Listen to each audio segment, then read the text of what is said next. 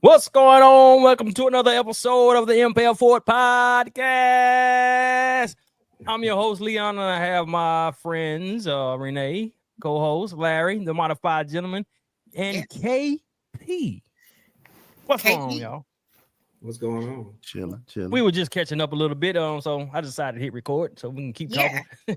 Mental check. It's been a week. How's everybody doing? Larry, how's your day, your weekend, and your day going? You know what? My day has been really, really good today because it rained. And we needed to clear some of that pollen out because I'm tired of walking around here looking like a lemon pepper wing season in this damn pollen. It's been hard. Yeah, it's been hard. Sure. Other than that, it's been pretty chill, pretty relaxed. What's going on, KP? You say you got a surgery going on? Yeah, I got a surgery Thursday on my right eye. I had a cataract surgery done last year at this time, and it was kind of a bot surgery, so I lost some vision in my right eye, and it's been a trying time for me. And after going through about 5 or 6 different doctors, I finally found a doctor who would touch, because most of them, they didn't want to touch it. Right. So I got a Duke doctor that's going to do the surgery, is going to go in there and hopefully restore some vision back in my right eye. Okay, go Duke. And get me off this roller coaster I'm on. Yes, sir. I'm a Duke girl too. Are you going to? It's like a newer building. Where is it at? It's very nice building. Duke is huge. The campus is ridiculous. Duke is huge. I'm just trying to figure out because they did my hand at the same building. And they do. Oh, okay. Yeah, it's the Duke Eye Center, and it's fairly new. Yeah, that's what's up. Very nice building. I had a great doctor, Dr. Matthias. I think it's Matthias or Matthias something. Shout out to him. Shout out to that. How was your weekend, bro? My weekend, I've been moving. Finally got the barbershop set up and ready. Nice. Ready to go. Gotta go through there. Gotta come through there. I'm actually back in first started in 2008. So I first started in 2008. So what was that? 16 years? 17? Very nostalgic. Huh? Yeah. So back. Yeah. We're back in there. Good, because I need a haircut. I know I say that every week, y'all. Every week. And still haven't been there. Hey, keep it short. That's the hack. That's a life hack. Yeah, that's a life hack. I always kept mine short. I think I had braids when I was like 15. That's about it. That was the last time. Yeah. Y'all know it's been, those in the chat know it's been a somber kind of day with my company and everything, rest in peace, Terry Dolan. He was the pilot that crashed in Minnesota on his way back from Florida to Minnesota, his hometown. He was the CAO at my current employer. Oh, didn't hear that. No, I didn't hear that. You got to catch up in the chat. Yeah. Leon. Yeah, there's a lot in the chat that I missed. Yeah, it's in the chat. Yeah. Okay. Yeah. So that's crazy. When did that happen? Yesterday. Like Saturday or something. Saturday or yesterday. Yeah. Through the weekend. Right. I'm gonna say a single engine plane or was it? It was a single engine plane. He was the pilot. Yeah. We found out he was the only one on the plane. Thank goodness. Wasn't usually, him and his family fly from Florida to Minnesota. They, that's a different tax bracket, but I'm gonna say they have homes there and there. Right. He was CFO, CAO, so he was a chief and very high up in the executive level at my current employer. So it's been one of those days, they send out emails letting employee, services are there for you, and they've been in contact with their family and just reaching out to, his department and directs that's, work with him closely. I'm sure his executive assistant is probably going through it because he's been with the company for, I wanted to say he's been with the company for close to 30 years. Oh, wow. So, yeah. So, rip to him. Condolences to the family, man. Yeah, that's tough. I don't know him. I'm pretty sure I've heard him on a few town halls, but he seemed like he was a great man for the community. He worked with HUD a lot. He was big on affordable housing in Minnesota. He was an advocate for change and the school system and wanting to increase their wages. He was very involved with the public schools in Minnesota and all of those things. So we love to hear it. You know, sometimes you hear about a person in that position, you're like, where do they stand on certain things, you know? Right. Yeah. But Minnesota's very progressive, and he seemed like he was a very hands-on advocate. Tim Walz, former vice president, possible like knew him, and you know, kind of reached out and made some statements and everything. So, wow. Yeah, he had some connections. Yeah, he was connected. Like he was definitely a pillar in the community, and he was a pillar in the banking financial industry as well. So, gotcha. And they say he crashed into a home. You know what's crazy? The people were on vacation. Wow. I'm glad nobody was there. Nobody was home. So. That lived in the home was on vacation. Just imagine the phone call you get from your neighbor. Hey, Susan. Yeah. Just want to let you know. I gotta be you're at Disneyland with the kids. Hey, Susan. Got some bad news for you. Oof. You know, your home is gone, but you're alive. So as you and your family and your kids, you just, you know, don't have a home to go to. Freak accident, man. That's wild. But you know, him being in that position, being I'm sure there's no, it said 2 people lived in the house, but just one was home at the time of the incident. I heard they were on vacation. It said despite the property being set ablaze, the individual was uninjured. Wow. And able to safely evacuate. Oh, the other person must have been on vacation. Yeah. That's crazy. Wow. Yeah. So you never know. Just imagine, what if he was on vacation or down the street at the corner store? Yeah. Right. Yep. Anything can happen, you know? So so let's get into what we're talking about tonight. Yeah. So boycotts. Do they work? We're talking about boycotts, right? I told you I had some questions for you. Are we still talking about Target? We are. We're gonna talk about Target and some other things as well. I told you on the last episode. KP mentioned we all kind of have some sort of personal relationship or connection to Target, right? Come on, us 3. Yeah, all 3, right? All 3. I see you at Target the other day, KP. You did, huh? Look at this. Go ahead, Renee. Must have been my evil twin. That's a Republican. I do. I have some questions for you. So we know that two of our members, our family of the Impel family, have children who currently work at Target. I want to say, right? Currently work. No, my daughter don't work at Target. No. I said 2. I wasn't. I said members of the Impel family, not you. Well, if it's not me and you, Leon, then by deductive reasoning, she don't have nobody. She don't have no kids. I have my best friend. I said my best friend's daughter works there, which is her goddaughter. Yeah, that's like my niece. So there's a connection, right? Okay, right. So with this boycott, are we hurting or helping the company? You know, they employ a lot of African American people, right? When you go to Target, it's a lot of Black people. Of course, you guys have promote the brand too. They have, you know, Black brands in there as well. But with boycotting and reduction of, you know, foot traffic in the door and spending, does that harm the Black people that currently work there? Are your children's hours being cut? Does it affect their cut? Does it affect them, you know, being able to sustain based on what they were previously making prior to the statement to now? I don't think so. For me personally, I don't think my daughter's been affected. Not financially. However, you know, the optics is an issue, you know. What does it look like? How does it feel type of thing, you know? I think it affects people, like people's sentiment. What do they think about Target? Has Target turned their back on the Black community type of thing? And then they take a hit that way. I think that's what affects the Black community more than anything. But in some regards, you know, Target, that's their livelihood. Well, yeah, but what I'm going to say, I think Target has also like kind of threw themselves on the sword when they kind of pull back on promoting Black brands.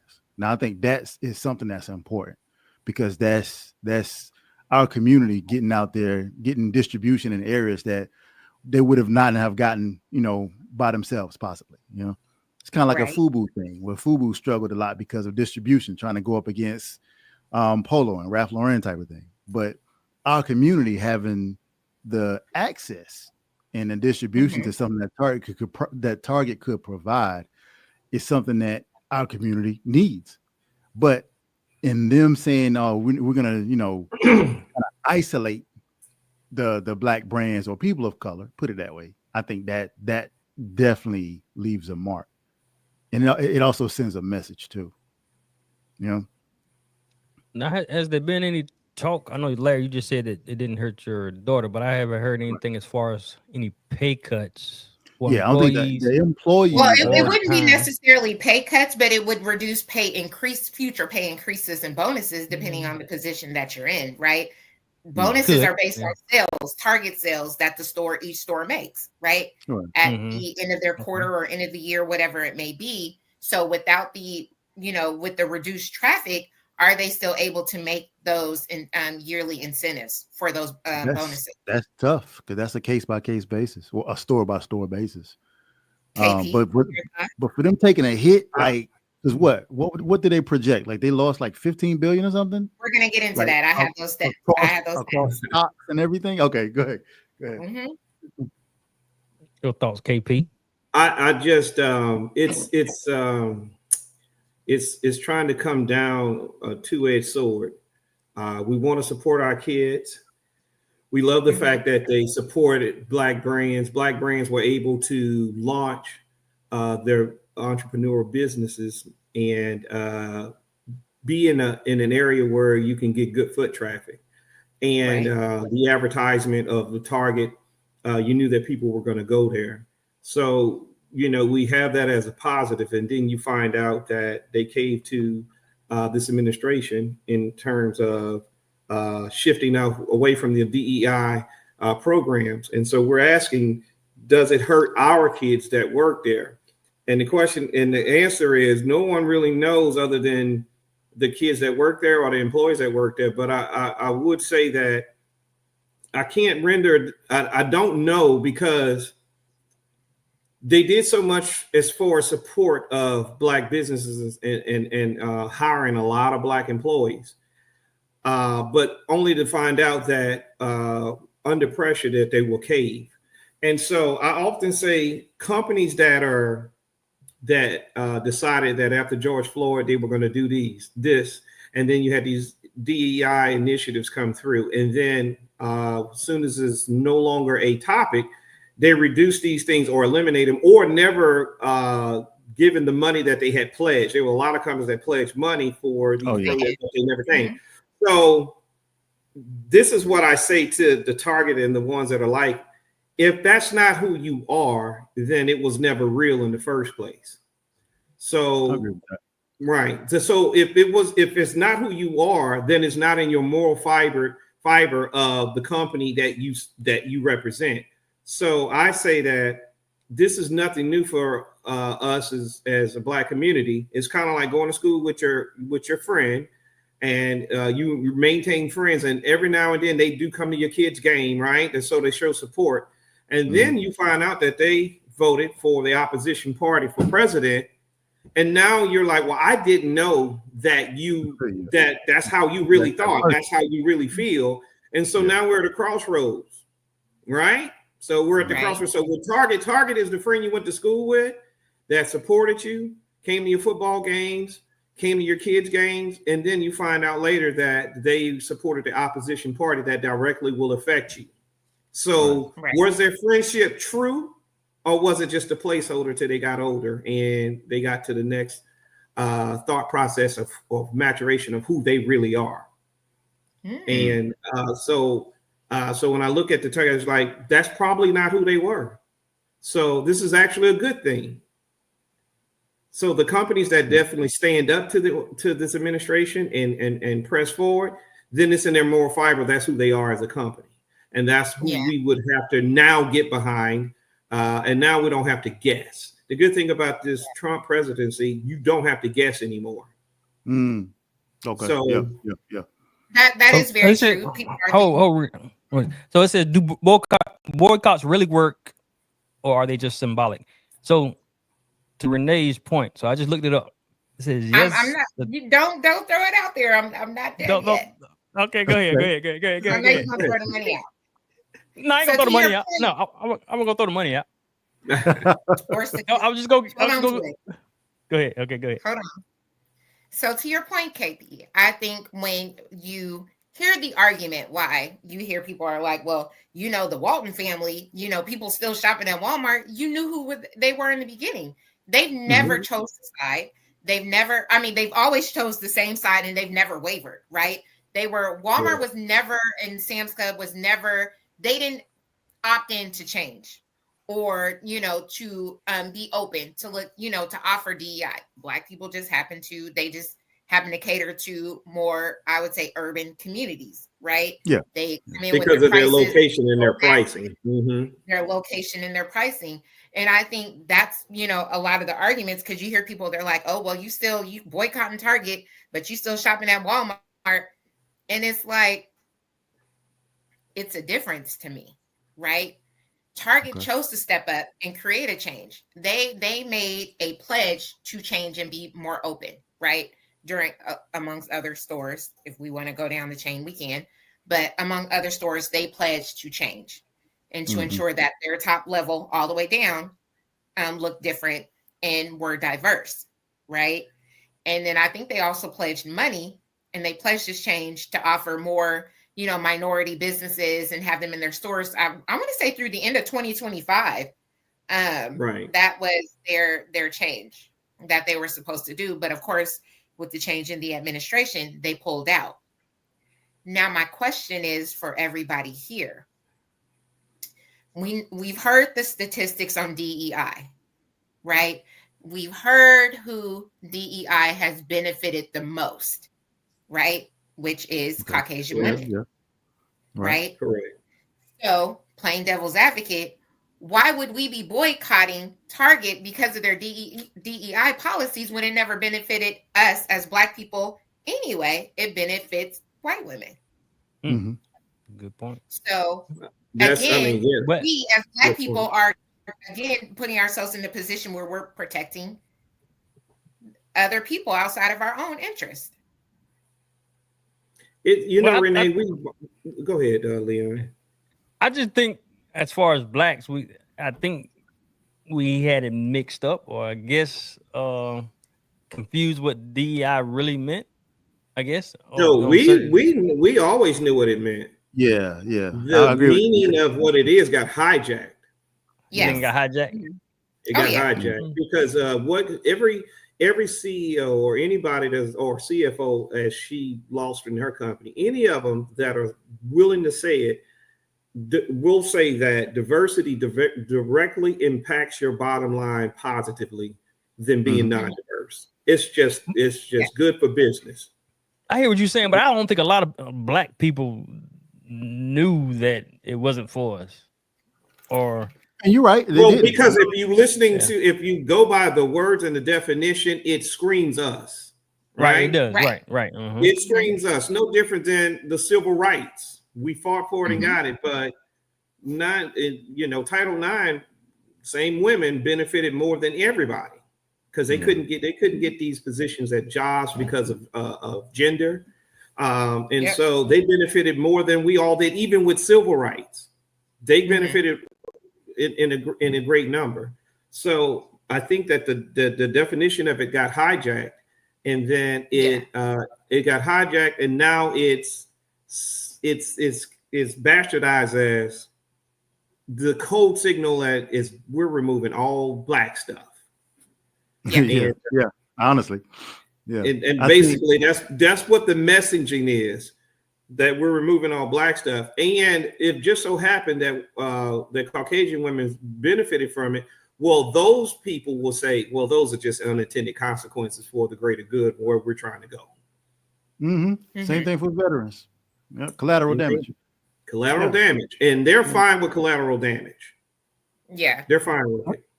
I think that as far as the boycotting was an unintended consequence. The only reason why I say that is because we took the backlash of DEI, like the Black community received the backlash for it, Correct. And so we had to be vocal because we didn't ask for that fight, but yet we still had to stand up for ourselves. And I think that's what it is. Yeah, Right. that's I right. think that's what it is. You know, we didn't say, oh, you know, we don't need DI. We weren't even worried about it because we didn't benefit it from as much as the other groups did. But it was the simple fact that DEI and the Black community got paired together, got married together. And now it's like, well, okay, well, if y'all coming out after us, the only way that we can stick up for ourselves at the moment is our dollars, using our dollars to speak for us. So it's like, okay, cool. Something that we like is now pulling, is now trying to say that our community is being affected. So in order for us to stand up for our community, we had to speak for ourselves and use our dollars. Okay, we're going to boycott Target because we thought Target was riding for us, but they weren't. So, okay, we need to send a message too. And I think it just kind of worked that way. All of that, I feel like all that was unintended. Well, it was intended to affect us, right? But it was unintended for us to respond. I think that's what it was. Right. I think you're right. I think as a culture, we're fighters. And we caught astray on this one, right? So we caught astray, and we caught astray, and instead of us being docile, which we're not, since we caught astray, we decided to say something. But the message should be that we understand that we didn't benefit from this, but we understand that you're using this as a cudgel to eliminate us in other aspects of what's really going on, and that's why we have to stand up, because we realize that it's just being used as a cudgel to hit us over the head, because we can hear that dog whistle very loud and clear as a result of it. So that's why we had to stand up and say something, because that's who we are. We are fighters, and as a result, this is where we are right now. But we also know that that if they come in for that today, they're going to come for directly at us tomorrow. We know that is around the corner because of the history, and there is a reason with him rolling back. What actually it was just a Lyndon Baines LBJ sign, was the civil rights or affirmative action that he reversed. That's been in place since the 60s, and basically it's to have diversity within government contracts, and it was just Actually, if you know, it was just an executive order. They really can't do anything because the 64 civil rights still protect us. That's mandated by Congress. So the executive order is just performative. It's enough to get us up in arms. I think it's designed to get us into the streets so that he can do what he wanted to do during the protest. Hey, can't you just shoot him in the leg? Can't we just shoot him? So they're trying to goad us into coming out, so that they can use the force. And I'm going a little further, but I see that's the plan. The plan is to get us out there so that they can bring more harm to us. But like you said last week, I think it's going to be like, as far as his people, a lot of them, like you said, when you see them start acting crazy and getting mad at him. Yeah. But they're not mad yet. They're not. They're slowly boiling, but it hasn't like. They ain't that mad, right? That's one of my friends asked me, it's like, KP, you think it's time to get? Nope, they're not mad enough yet. I need to see some fights in the House of Legislature. I need to see some chairs being thrown. I need to see some, dare I say, some Luigi moments. And then I'll be like, okay, they mad now, but right now. The ancestors saying, sit down. They're not mad enough yet. Yeah. So let me ask, I'm in a lot of groups, right? I'm in Target groups and Costco groups. I'm in all the Discords. And there's been some arguments amongst the ladies with this whole Target situation. Some feel like, what I threw, like, why are you going, DEI only benefits the white woman. So what's the purpose? You have those group of people. Then you have some of the group of people are, oh, you're mad at me shopping at Target, but you're here on Facebook. And the argument is, I don't pay Facebook. Facebook is free. You can't escape it. You're paying Target, so you're paying into the demise of Blacks and browns and minorities, veterans and, LGBTQIA, you're paying for the hatred there, right? And then you have the other groups of women that's like, oh, well, I only go there and I only purchase Black-owned brands. Mm-hmm. And so then you have the response of, well, how come They you lying. can't go directly? How come we know that, right? How come you can't go directly to the source? The brand. Yeah. And that made me think about it, right? The brand. Why can't you, why, even go to Target, but it's convenience. Some of those people who said, well, I just buy directly from the brand or whatever, in support of Black people, it's like, but are you really? Because if you look down the line and I think KP, you talked about supply and demand at one point in time. It's still funneled through somewhere. The USPS, who's getting rid of 10,000 employees, majority of them are Black, right? Yeah. Until we have like a base from beginning to end, you're still contributing to some sort of company or something that does not benefit or has gotten rid of. It ain't no way around it. But hold on, Leon. That's what Claude Anderson was talking about in Powernomics. I know, until but society can create your own system of manufacturing and distribution, you don't really have anything. You can't even make your own underwear. That's what he said. Yeah. Right. I mean, and I get it. I get it. Yeah, we and I don't think. No, I mean we're at least 100 years away from. Yeah. Oh yeah. We're about 100 years out from actually having controlling ownership. Let's just say 5 pillars of service that we all need today for its food, groceries, power, which is energy, other aspects of like transit. Yeah, we're at least 100 years out. Yeah. From so again, getting to the Powernomics, it brings the conversation back. Does boycott really work? Right? When in some way, somehow, you're still contributing to some company, right? That wants to rid programs or, things that, from people that look like us. Or I think it's working. How can we be substantial though? Like the Montgomery bus boycott lasted a year, and that came through sacrifice. Yeah. That came through a lot of sacrifice.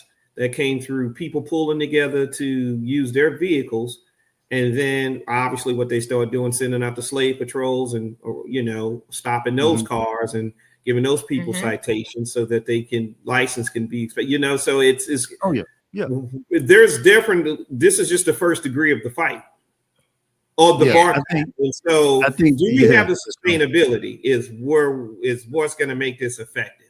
Other than that, it could be just like if I was controlling interest and I was non-melanated, I would look at y'all, me too, and be like, you know what?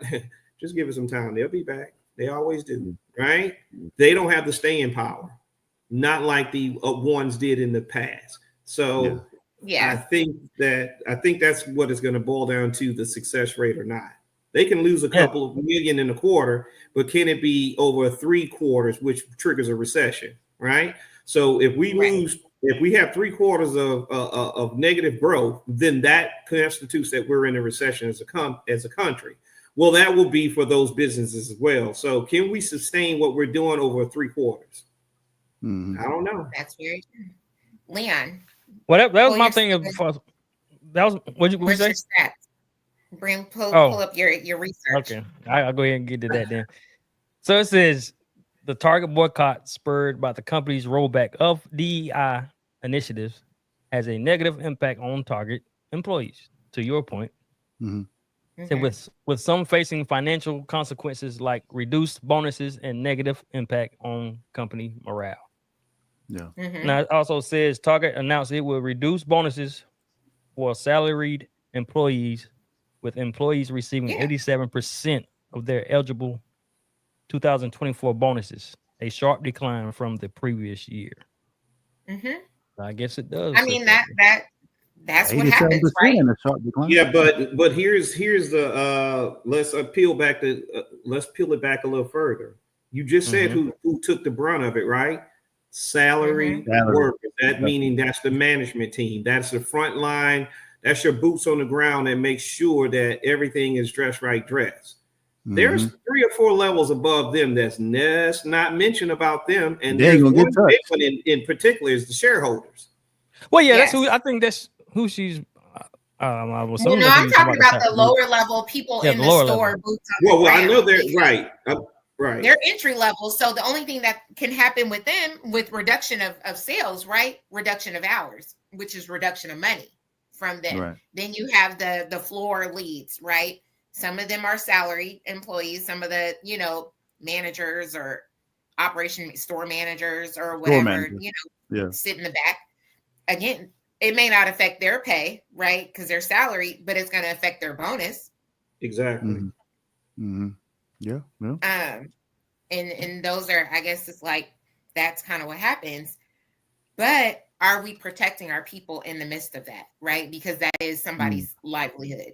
That is money that they probably depended on.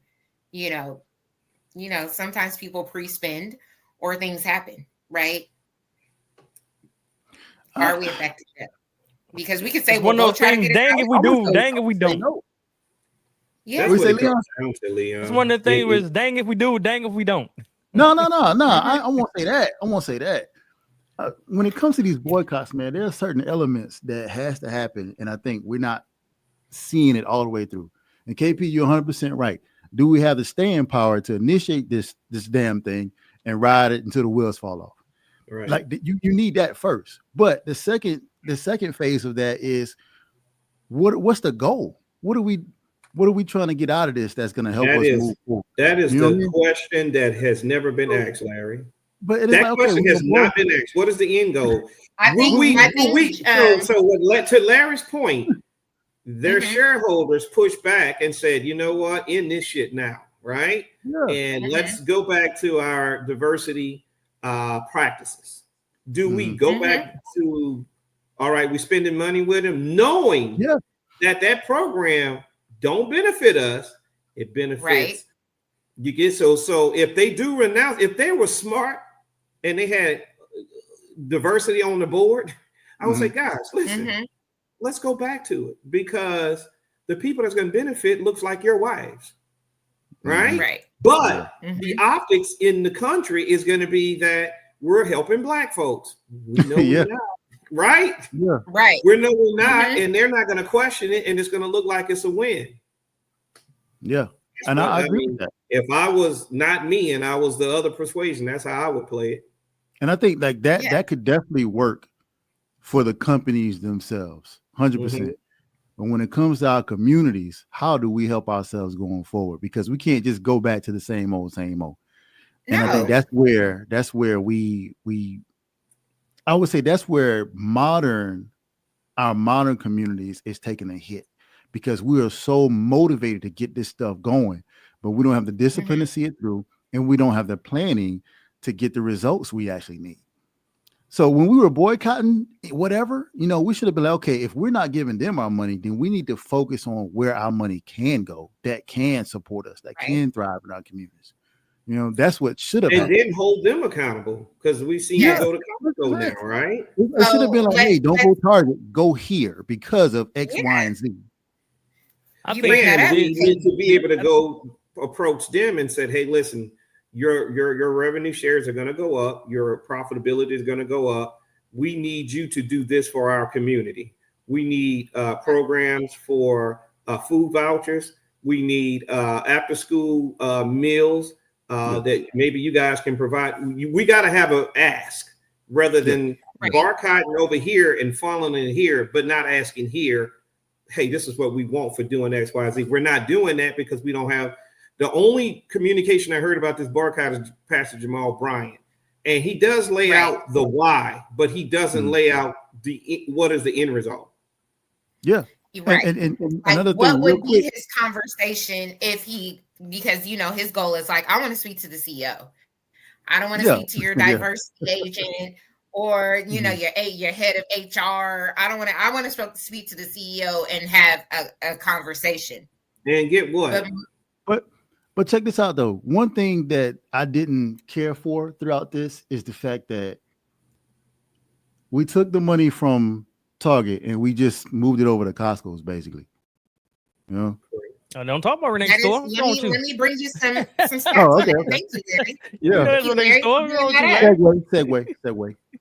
It did. Great segue. So Target lost 5 million customers, right? Dang. Since January of, since this happened. Right. Costco has gained over 7 million customers Wow. in a matter of what? Any of y'all got a What, Costco 3 months? card? I have a I got Costco one, but I card. don't go In there. a matter of I need 3 to months. I cancel. ain't got one. I don't Target have one. stock. Target stock is still declining Mhm. at 104.36, $104.36 per share, That's still high. right? It's still high to some, but what they normally would be at would be way higher. Costco, Right. Where were they in January? Because the boycott didn't happen until February. right? Yeah. Leon, look I that don't up. know. While Leon, I know you dive- got that. I know you got it. Costco Yeah, Leon, stock. let's read that. Yeah, Costco find stock out what is the up stock was trading 16. for in January. Costco Look, I had- stock is up 16.12% at $945.78 Are you per serious? share. Jesus. Yes. At $900 a share? $945.78. So Wow. think about, and after 5 Check years, you're Costco too, vested. Leon. You're vested in Costco. You are Yeah. So after 5 years, you are vested. Okay. In January, because Target. Stockholder, hold on. Costco they don't have like a CEO. They have stakeholders, right? It's They have owned by the stakeholders, different correct. stakeholders. So after 5 years, then 10 years, you start being fully vested, just like any other company. I know at IBM, after 10 years, you're deemed invested, and they give you, a certain amount of shares. Right. For you to have. So, the young kids who've been there for forever, started off there at 18 and still there every day after school. Mhm. The kids are up. But then again, I look at Target. One of Target's selling points is they will help you pay for college. Mm. In January, it was 140. They're at 140 in January. They're at 140 in 140 January. 104. They pay for college. They give you stock, right? They offer a 401k, even if you're part-time. Target. Mhm. You said Target do? Now, yeah. Target does, Starbucks does, Crate and Barrel does as well. Again, this is when you say you trading in one for another, or it's either that, this or that, there's some downstream effects on that, right? Some kids or parents are probably depending on their kids, working so many hours to be able to assist with college tuition, because that is the selling point for them. True. Starbucks the same. Starbucks has also been, they haven't recovered from the boycott of when they were supporting when the whole Gaza thing happened, and they were in support of the, I think when did that start? Last year. They haven't recovered since. They still offering free drinks on Wednesdays and Thursdays, trying to get people back in the door. Oh, damn. So when around what time did this whole boycott thing start? February 20. It hadn't been nothing but about a month, Leon. I think we said I think it was February 28th. Yeah. Was the start of it. We did the blackout. They announced it. They announced it 2 weeks before. So Yeah. you would say around Valentine's Day is when people really stopped going, but it became in effect at the end of February. Yeah, that's when we announced the blackout. I stopped going to Starbucks, to Target January 26th. So check this out. Costco was already up in November 2024. They was already $9.43 a share. So they was up before the boycott. Now they got a boost. Yeah. Woo. Now they got a boost. Yeah, they got a little boost, 1,071. That's crazy, bro. Yeah, whatever that 30. Costco, so Target, their stock is down but 35%. So okay, well they actually dropped. So Costco they actually has dropped. So in February they was up 1,048. Well, of course, that's when all the new people were coming in getting their memberships, right? Yeah. Now it's okay. It's leveling out. Yeah, things have to level. I had Target when it was at $64, but I sold it. But okay, Well, I'm let's gonna talk about bring you that though. something new that I think that I'm gonna offer you something new. What you So got? Walmart has always, been under $100, right? They actually they're only up 2% since this whole situation. So, I think some people are also feeling like I'm not dealing with Walmart either, right? Okay. Neither am I dealing with Target because it's like, why support one if you're not gonna, if you go to Walmart, you might as well go to Target. You're supporting the same thing, right? If you think about it. In a way, yeah. In a way, yeah. Anyway, Right. but I'm like saying, you said ain't no- earlier, the point you made is Walmart never took a stand ever, and they never do. They never took a stand, but I mean, you're still you know where they stand, right? So if you're going to be Yeah. mad Correct. at Target, I think as a You're gonna- community, we can respect who you are and where you are as long as you let us know. It's the Mhm. you're saying, surprise. okay, so Yeah. right. So you're saying give us the option. We know you're racist, right? So We know now it. we have the option to support you or not. But do you have something that is beneficial to me today? Now, KP, Yeah. can you really respect them even if they do tell you who they are? That gives them an option. I think to as- I me, think I look as- at it as Mhm. Go ahead. No, go Go ahead, Renee. KP. No. No, go I ahead, look KP. at it like a man, right? I'd rather a man tell me like, hey, I'm not looking for nothing, So there it is. Allow me Okay. the choice up front. Hold on, Yeah. Renee. I want KP to answer that. Go ahead. What's the answer? What? Can you really respect them though, even if they do tell you? It's like, say, like, okay, I say Democrat, Republican. Uh-huh. When these black folks they represent Republicans and they go strong for them. Can you still really respect them? Or do you? It's respect, but it's not. There. I can and I can't. It's hard to explain. That's a good question because we beg for. All right, man. Just let me know you racist. So give me the option, like Renee is saying. Give me the option to understand what I'm about to get into. That way, I'm not. But we as a community, we get mad when we find out the truth later. So Yeah. because we get mad when we find out the truth later, we learn to deal with the respect of, well, I'm really not feeling your people. All right, dude, you said it. I could respect it. Our community is big on respect.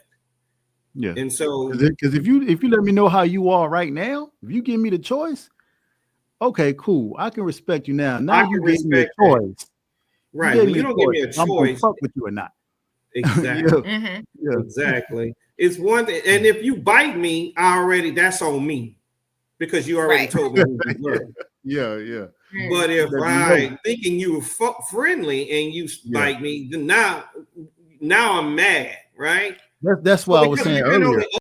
Because we've been on that other side so much that we can respect. We got the bar set so low that Yeah. we got the bar set so low. So when a racist tell us he's racist that owns a company and we're still going to do business with him, that's how. Think about how low. That's the bar is that low because we're coming from so much surprise hurt.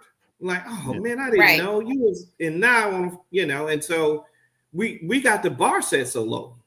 Then we start making excuses. Oh, they got my money anyway.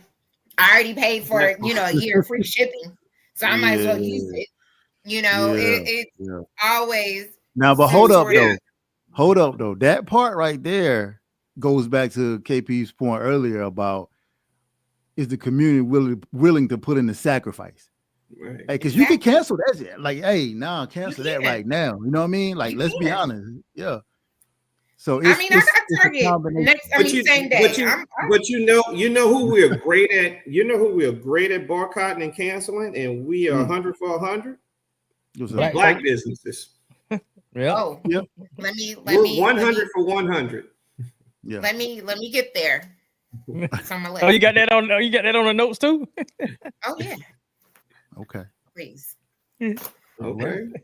Now, with that, right? We discussed Target, we discussed Walmart. It's options to me. Leon, while you're at it, if you can look up Wegman stock from then until now, they've been an advocate for DEI. They've never wavered. February 25th. 2025. It is a lot going on in there, so respect to people who can tolerate it. Let's talk about Tesla. Okay.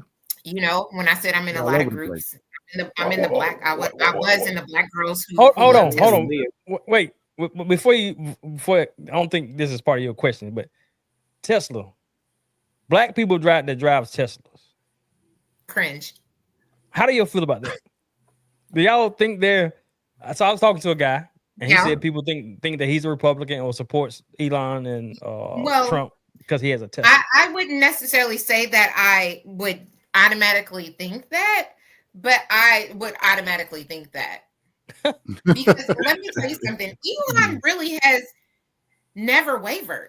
He's always been a douchebag, right? Let's be honest. He's never really, money has always been his bottom line. Yeah. Always. He's never cared But about Renee, a else. lot of the masses of this just say black people don't know that. You know, they often say the masses are asses. They don't know that. There's only going to be a top 5% that knows Elon for who he truly is. Like, I knew he wasn't a genius. I knew that he didn't found anything. I knew that. So I never liked the vocabulary as Trump. They speak the same language. If you listen to them talk, they got the same cadence, and so I knew that. But you know, a lot of people don't even. One of my best friends, he bought a Tesla, I think, beginning of last year, and I haven't talked to him recently about how you feel about that Tesla you got, man. People are buying those stickers. Cool. They buying the stickers. I bought this before. Oh yeah, shit. but it's like he already was. He already was prior. So it was in his family. Like if you do the research on his grandfather, like it's. And I saw a stat with the Tesla. I saw a stat that the top percentage of people that own Teslas are Democrats, 30%. Republicans. They are, and they're LGBTQIA. LGBTQIA, the people that he hates the most because his son is now a woman. She's a transgender, one of his kids, and he disowns her. But his top Democrats own that car more than anybody. In California, our LGBTQIA community. His top when did they add the IA? Man, I don't know. I ain't never heard that before. It's a lot. Oh, real quick I just know it because I have friends of all walks of life. You know this. Yeah, I know. I just recently learned, like Friday or Saturday, there's a term Z and Zer, and that it represents non-pronouns. I know it's crazy, right? It's crazy. We'll bring Lang on to school the people. But what I was saying about Tesla. Leo knows this? Oh, okay. Go ahead. Wow. All right, go ahead. Get back to Tesla. With Tesla, people are upset. A lot of people are getting rid of them. People are trying to get rid of them. Of course, you know that they are not worth what they paid for them. There's a lot of people cannot get out of them. Yeah. Their stock has dropped dramatically. He's lost tons of money. We've seen that all over, right? Currently, the Tesla stock is at what, $259 a share? Yeah, 260 somewhere up in there, and from a high of 421. Yeah.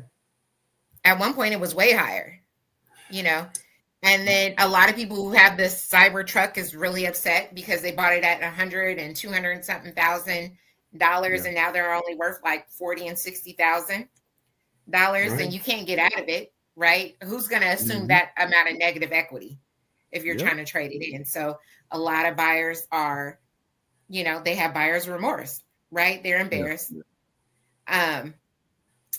So now, with that, there are other EVs. There's other EVs. Of course, Tesla has always been, the one. Polaris. Polaris has been, they're a newer company. They got a car? Right? They're smaller than Tesla. It's a car. Larry's thinking of an ATV too, because I'm thinking ATV too. Thinking about a Gator. No, it's a off-road ATV. I didn't know that. Okay, I'll look it up. Are they a China brand? Pilar.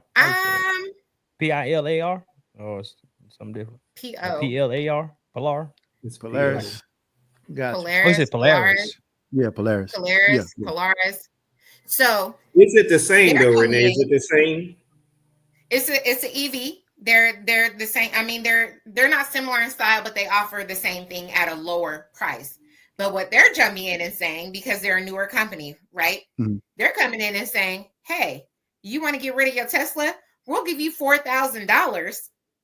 We'll give Oh, you $4,000 to trade in your Tesla to us. We'll take they're it. doing it like the phone companies is when you switch it from AT&T or Verizon or whatever else. They're like, oh yeah, you wanna jump service providers? Come over here, we'll take care of it. That's crazy. Their stock right now is at 40.94. It's down a little bit as of today. Yeah. But I feel like it's something to look into because they're really, they're trying to give Elon or Tesla a run for their money. They're saying, hey, we'll try to get you out of that. It's got to be proven though. Now I'm gonna be honest with you. I see a lot of Teslas on the road. Man. A lot.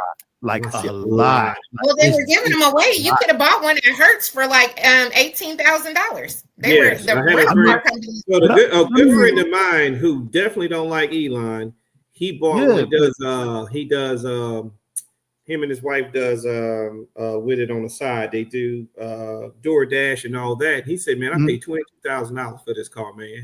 Well, and so you can get them on a fire sale. Yeah. Mm-hmm. So 22 or 12. Do a 2-row or a do, you know what I mean? But listen, it'll be good. Go ahead, Larry. It don't even matter about the price. It's just it's always. I get it. I get it. It's like yo, I can't bring myself. Every 5 is a Tesla. Well, if you are in Cary or Morrisville, that's all you're gonna see. Oh yeah. They got dealership over there. That is definitely all you're gonna see. Yeah, fact. But it's Polestar, not Polaris. Polestar. Look up Polestar. Okay. Sorry. What is PU? They're nice cars, but they're saying, "Hey, come over here. We'll take it." How you spell it? Polestar. Polestar. They're like, "Hey, we'll take your Tesla. I don't know what they're gonna do with it, but they're saying we'll offer you some money for it." So I was watching a vlog of somebody who had two Teslas, and they were trying to go in and see what they can do. Change them out. Yeah. The company is appointment only, and they only open certain days out the week. Oh my God! They start small. I've seen one of these cars before. And to me, if you're going to offer such a great deal, you need to have this. You need to have the bandwidth to scale.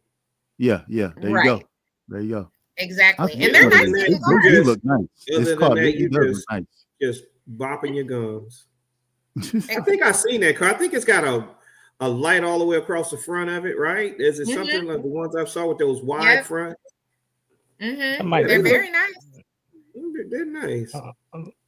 I still like Lucid better though. I thought you were talking about the Rivian with the light across the front. I don't know. I like the Rivian. Nobody can go from a Tesla to a Rivian if you still owe money on your Tesla. Rivians are very expensive. They are. Oh my God. Rivian, they're nice. Yeah, they're nice. They run at about 75 to 150. So if you owe, you can't get out of a Tesla anyway, especially if you owe more than 35. If you owe 40,000 right now, there's no way you're getting out of your Tesla. Oh yeah, you can get out of it. You can get out of it. I mean, you can definitely get out of it, but your payment is not going to be the same. My friend, she took advantage. I think last year, Tesla offered 0% or 0.99% financing. Damn. And that's where a lot of people purchase. I guarantee there's going to be the biggest exodus of people that's going to get out. We know a lot of Black people live in Atlanta. If you start seeing a whole bunch of these cars running off into the rivers of just mysteriously catching on fire, and they know they got to get, you can get out of it. I mean, people. The problem is now people have been like blowing up the charging stations.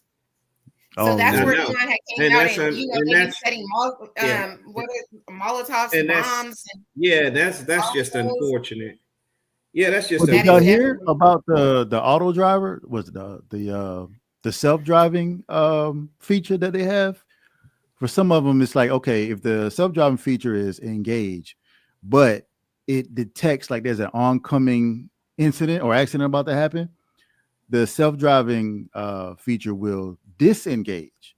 So therefore, if they're investigating the accident and they look back and they're like, oh, the car was in manual, it's the driver's fault.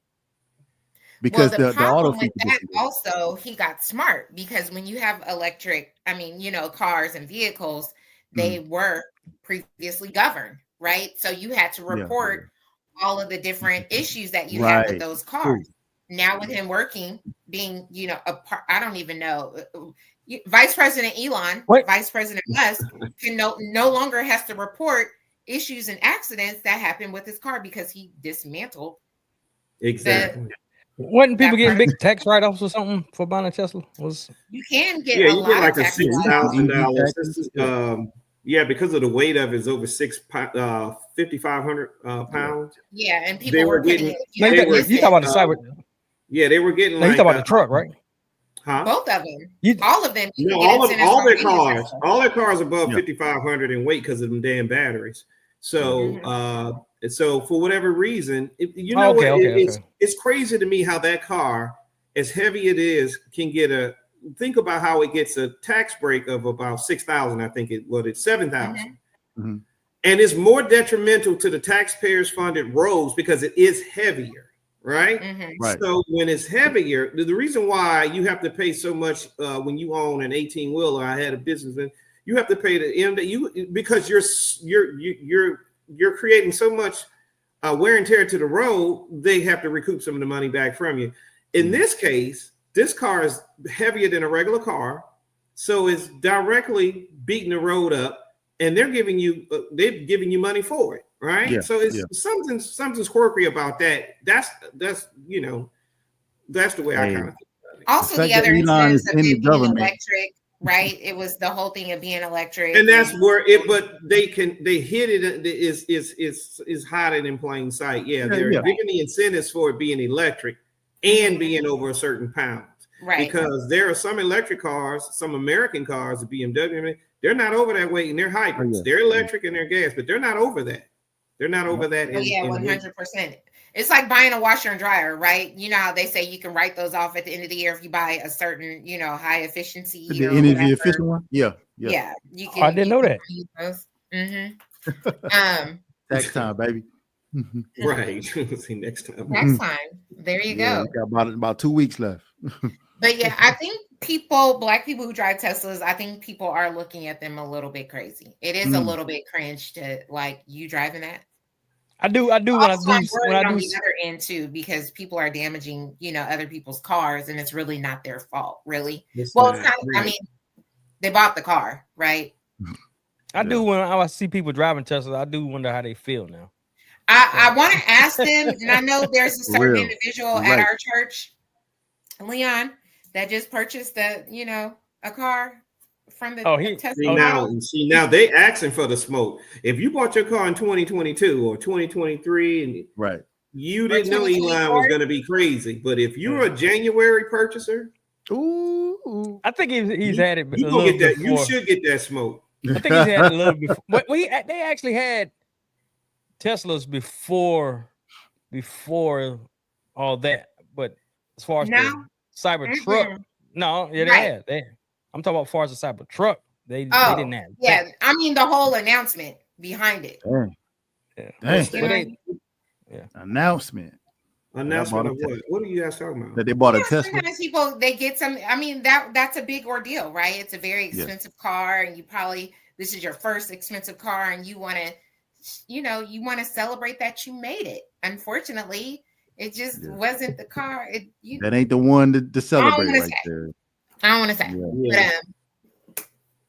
but I'm gonna be honest though. Like as far as it's always two types of black people. It's the black people who fighting with you, and it's the black people fighting against you. Right. But I've seen a lot of people, a lot of black people with Teslas who are just like, it's whatever, Right. It ain't got nothing to do with me. Now. Yeah, it ain't got nothing to do with me. And it's like you missing the whole point. It's going over your head. But whatever, I got. But it's like what KP said though. It's like if you got it before all this, you can't. I mean, what can they do? We just talked about the negative equity. Yep. What can they do? They can't do nothing now. The people that I know, but you're gonna go from a $400 payment to an $800 payment because you want to make a. Go ahead, get that damn Kia. Stop playing. I mean, the Kia gonna be $800. Now, if you trade that Tesla in, I don't know, man. Listen, I don't begrudge. I do talk to people that do. I do know a lot of people that have that car. And I would say out of, let's say, 15 people I know, only one, which was my good friend, was like, man, I don't care. I bought it. And he just recently bought it. And the other 14 people are like, I got buyer's remorse. I wish I can get out of it. So by and large, the consensus is, I wish I can get out of it. I do look at people sideways at the little Tesla model at South Point when they be going up looking at it. I'm like, oh no, that's how they were treating black people in Target. What you doing in here? Yeah, I don't care. I don't care if they have it or not. I just wonder how they feel. I don't. Yeah. I mean, that's part of it, right? Because right now, in the current temperature, how do you feel going outside? No. You're saying you look at them with an attitude. You're saying. I judge them, but I look at them with an attitude. I don't judge. Currently, right now, looking at the model at South Point. When I go to South Point on Saturday, and I walk past a little car and people jumping in and looking happy and talking, damn.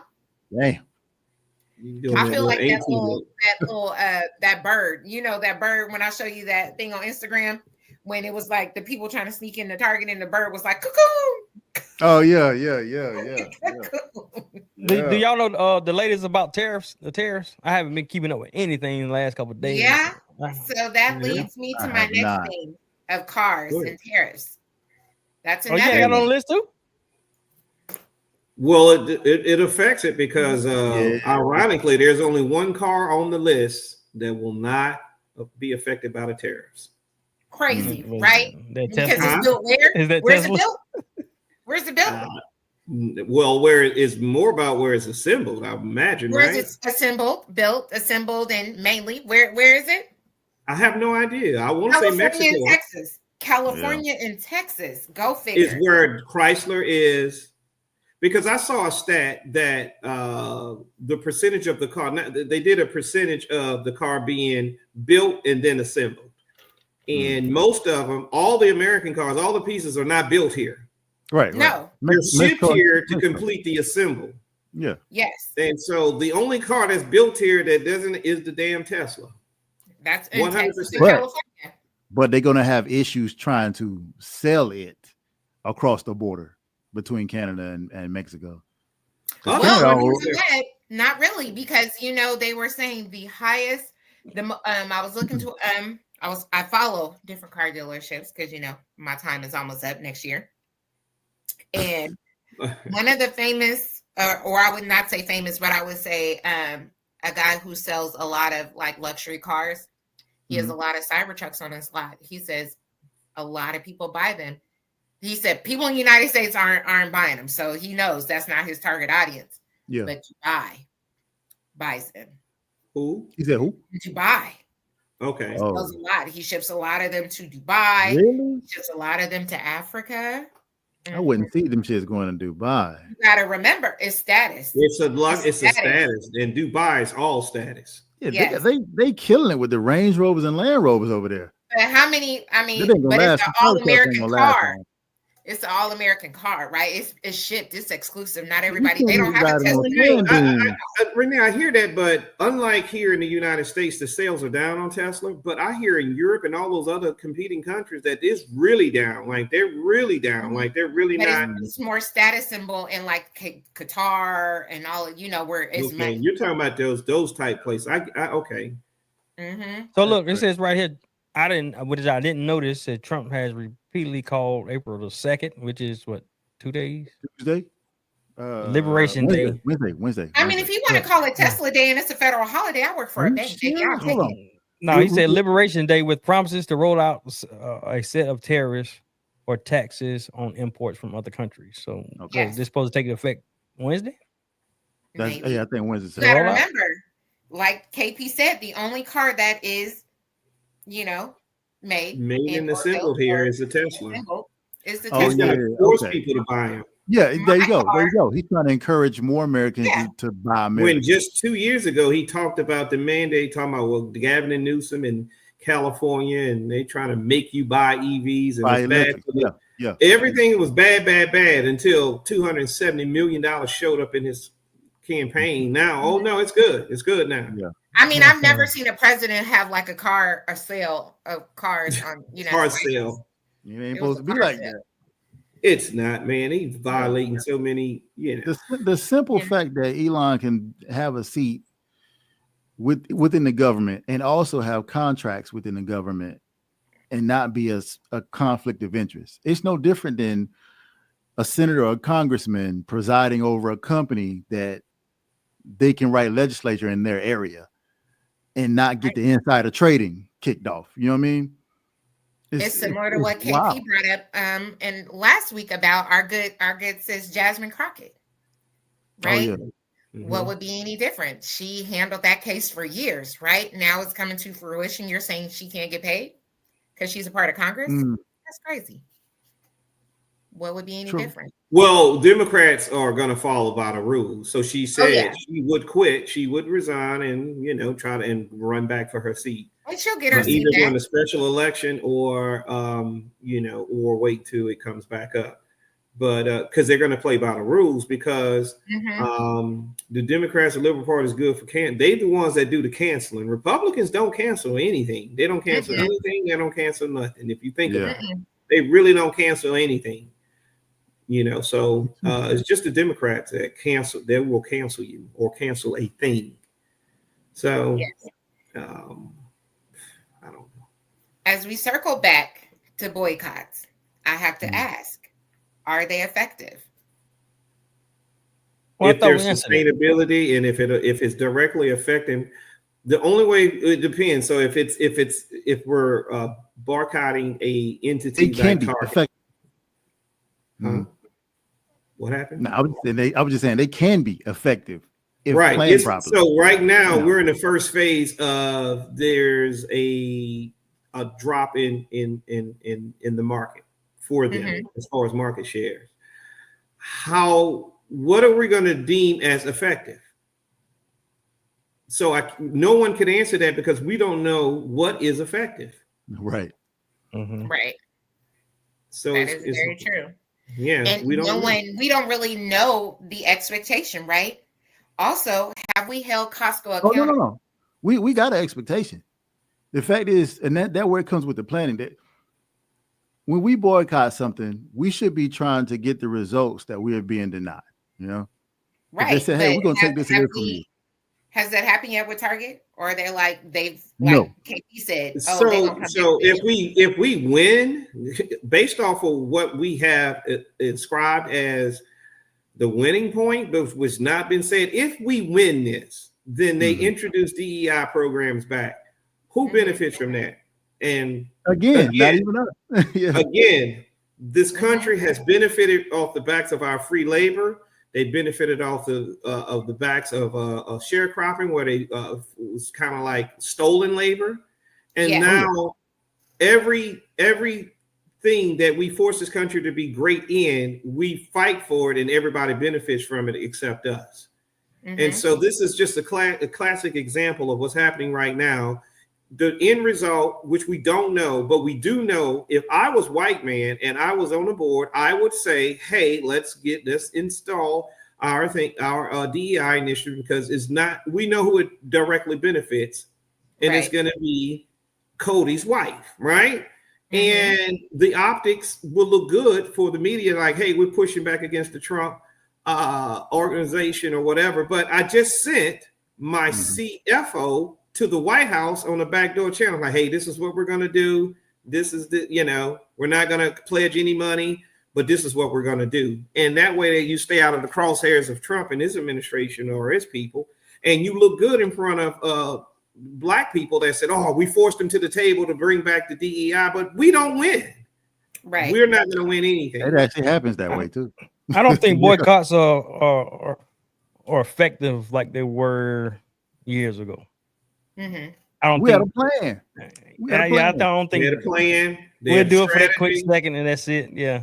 And that's what I said. That's why I don't think as a community we have the sustainable power to effectively attack a situation and have a game plan with an end result that yields positive results in which we lay out, because we don't have anything laid out. And so right now we can't determine if we're winning or losing the boycott. So in effect, Leon, it doesn't work Right. because we're boycotting now, and the end result is we still lose.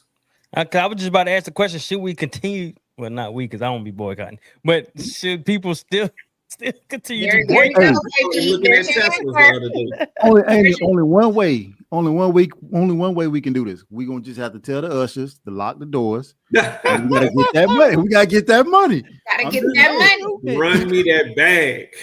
Run me the money. Hey, people took that. So that thing was old, right? That Marvin Sapp thing. It's old. Last year, but it don't matter. But it wasn't at his church. It wasn't a church. It was a convention. They was raising money or giving an offering, whatever. So it's a whole lot. It's a whole lot more to that. Okay, so now that you've learned the fact, so I'm gonna ask you this, Liam, before we move on. It wasn't at his church. All right. It wasn't that money wasn't for him. He didn't say lock the doors. He said close the doors. Close them. Yeah, close the door. Now that you knew that it was a convention of all the church gathering together, what do you think now? You like he get a pass for that? Close the door. Do he get a pass? Well, I mean, why would he need a pass? What you mean? Are you no longer outraged about it, or you no longer side-eyeing it, or you like, you know what? I never was outraged about it. No, that's why I take that back. Side-eye, we give it like, I don't know about him. No, did you at least have that? I wasn't side-eyed about it. For one, I know people who always were growing up in church and been around church for a long time. So, they always try to raise money. Everybody on this call, everybody on this call grew up in church. Yeah, no, I don't know. Let me see. I don't know about that. I ain't never been to a church where they said we're gonna close these doors on you. Right. They tell you stop moving. I've been in places they say stop moving. Well, that's in the spirit of when the pastor's praying or when he's doing a benediction, offering too, or when they're doing the actual not donations, but offering. Yeah, you are not to move, and it's the decorum of the church in which we grew. And that's basically what they were probably doing, giving the offering or raising money for. This leads on to my next, topic of subject. The two young white ladies that was discussing the white churches in their podcast. I mean, the black churches in their podcast.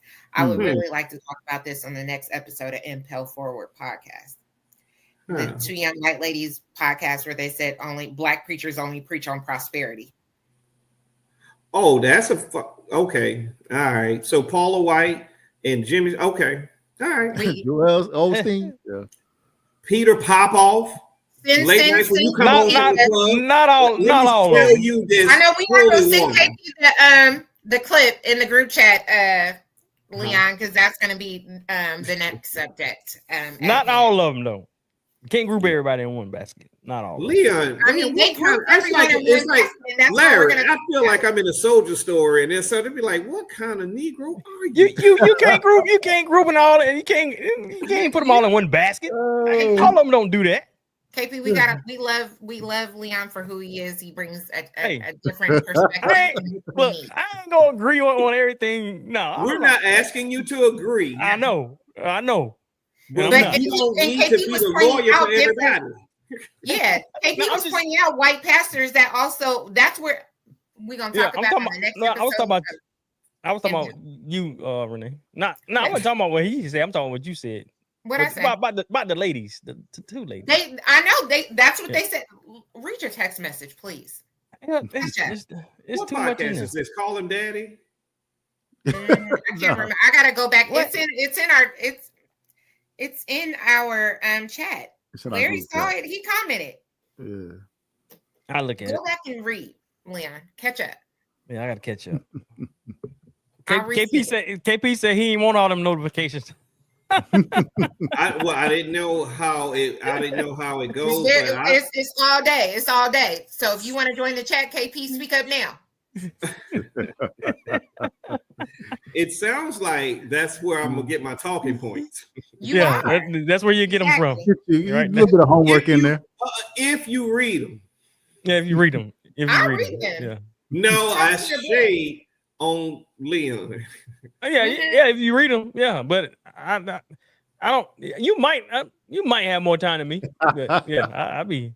I don't know. I told you I be cutting. I be hearing ting ting ding Yeah, ding yeah. ding. I be like, Lord have mercy, I can't keep up with all this. How you gonna have a podcast but you not keeping up with what's going on around you in social media? Hey, what they say? What they say when you got smart people around you? You doing your thing. Okay, that sounded very Elon. He's taking That the was an Henry Elon Ford Musk model. type of response if I ever heard one in my life. That's how Tesla was built, right? Mm-hmm. Correct. Yeah, That's how a lot of. Hey, no, I ain't gonna say. Oh, he's about to say negative about somebody. Come on, Leon, please do. We're waiting. Yeah. Oh my God. Well, anybody else have anything on these subjects that I was bringing up today? Is there anything we missed as far as a question you wanted to bring to the table that we may have glossed over? That probably the viewers or Leon, while she's doing that, is there anybody in the chat asking to expound upon something or clarify something, or y'all lying? We're not live. We're not live right now. We're good. We're pre-record. Yeah, we're pre-record. We're not live. We're not live. Yeah. We're good. Oh, we're not live? No, We'll we're not next live. week. They'll be like, I hate her. It's fine. No. But I mean, the main thing, I think you hit it. Like, are the boycotts working? I think that's a real serious question the Black community needs to examine, because we quick to boycott something. Yeah. Mm-hmm. Quick. Okay, Because but why? we're quick to fight, right? We're getting out of it. You know? We ain't getting none out of it because like I we said in ain't. the chat, like, one thing the Black community needs to figure out real fast is the differences between allies and friends. Because we have allies that don't look like us, and we have enemies that look exactly like us. 100%. Now you preaching. Come on, Sam. But I'm saying we need to figure I'll pay 40,000 for that word. we need to figure that out, as we move forward, because we just out here doing stuff.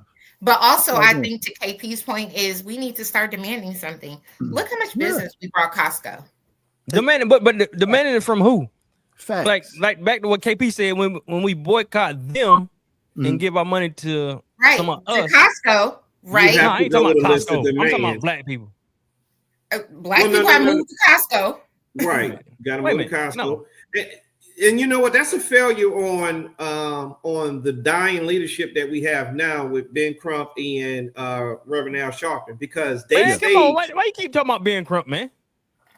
Man, listen, Renee, with that got me. What's wrong with Ben Crump, man? That's why. What I'm saying is that they staged this photo op in February, where Al Sharpton and all them went to Costco, and they for what? Like what was your list of demands? My thing was this: what was your list of demands, or did Costco pay you on the back end like you got paid from the Kamala out of their campaign? But let me be honest with you, though. I think we got to look at it differently, man, because throughout the whole time, we can't boycott like we did in civil rights, because we were boycotting for fairness. We were boycotting to be treated equal. We can't do that now. We need to boycott for something that's going to benefit us. We need to boycott something that's going to push us forward. We can't just boycott to be treated equal. That's the bare minimum. And that's why I said to KP's point with Costco, we can demand more Black-owned businesses in Costco. But I know they have to be able to offer something in bulk. They got to meet the need of the business.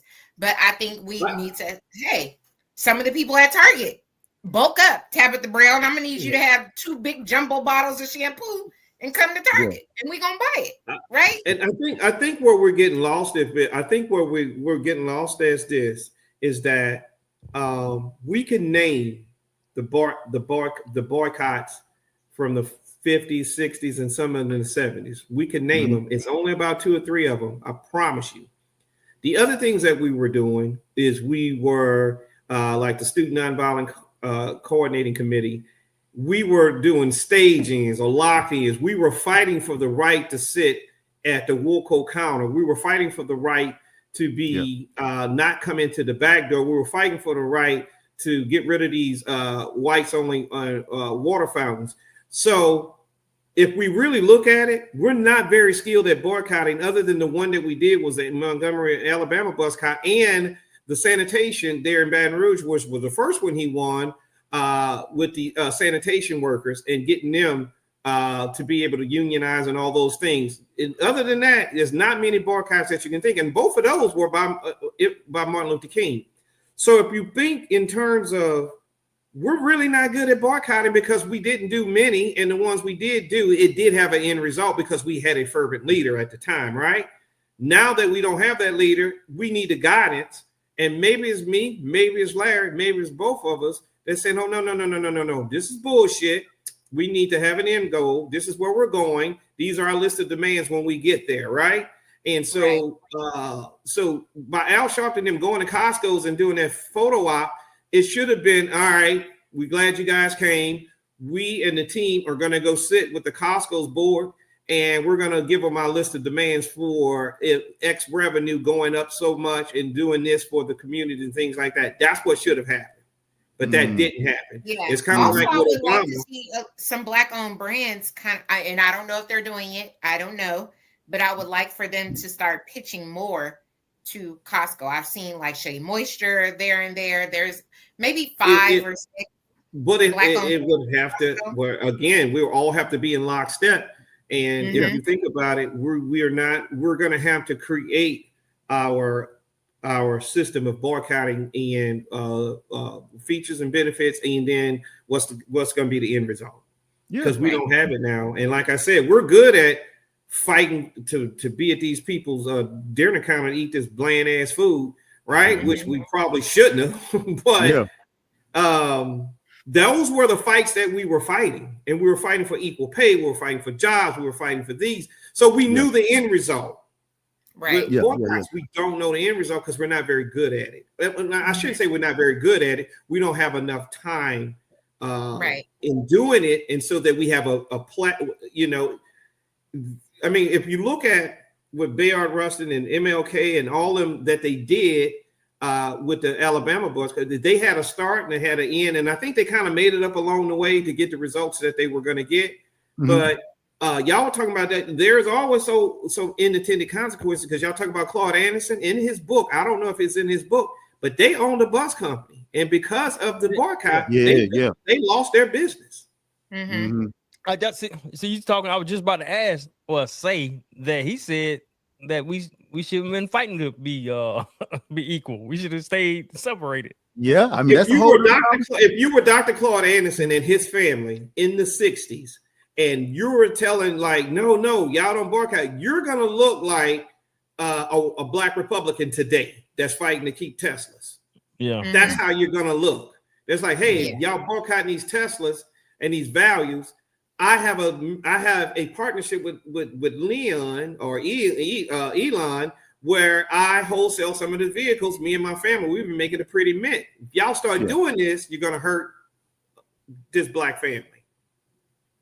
So man, I don't know, man. Let's just go to Africa and call it a day and build their economy.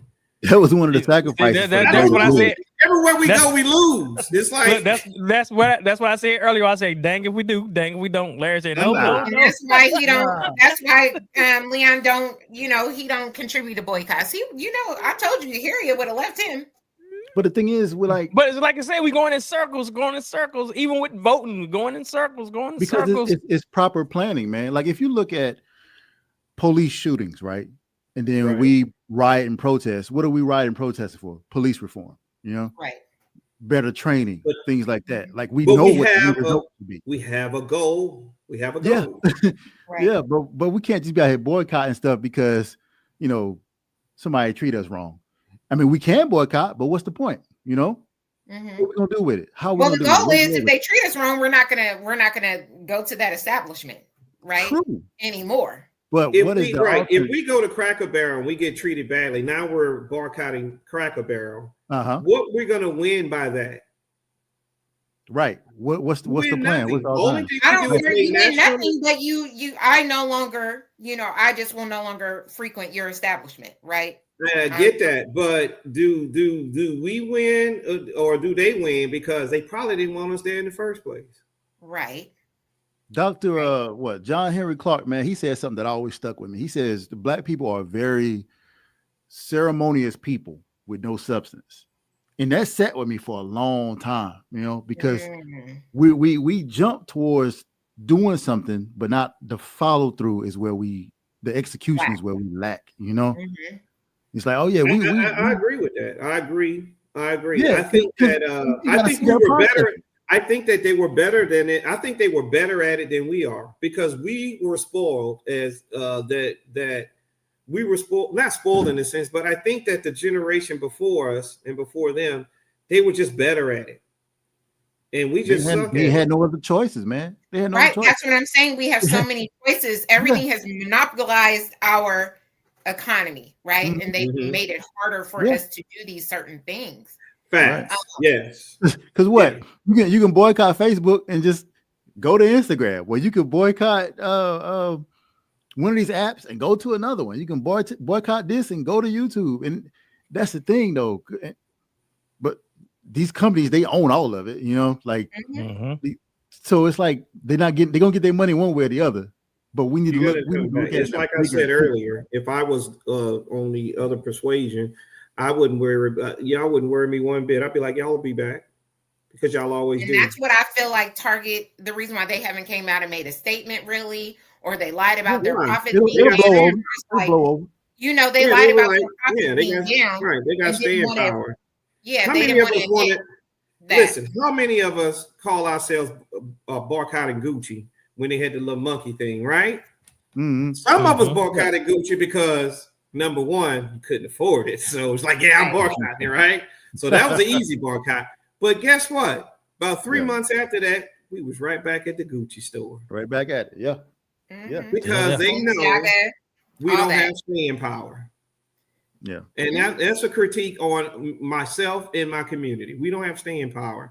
And I think that we need to, I think the next generation depends on you, Larry. It depends on you, Renee. It depends on all of us. I think the next generation depends on us.